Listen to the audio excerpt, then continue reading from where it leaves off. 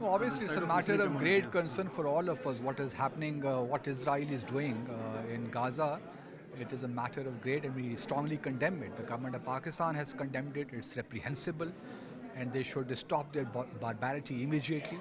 So there is no justification whatsoever. So we strongly condemn that, and we hope that the international community would take some action against Israel. This is not the way international or interstate relations are conducted. Gaza വിഷയത്തിൽ ഇടപെടുന്നതിൽ അന്താരാഷ്ട്ര സമൂഹം അമാന്തം കാണിക്കുന്നതായി അബ്ദുൽ ബാസിദ് ചൂണ്ടിക്കാട്ടി.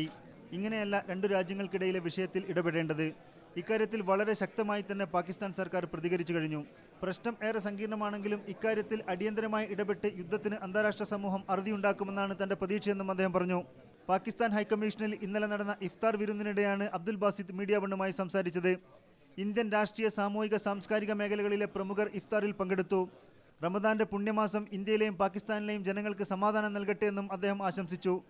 Month of peace and the messages of peace and love to the people of India, and we hope that our two countries would be able to live together in harmony and peace with each other in the times to come.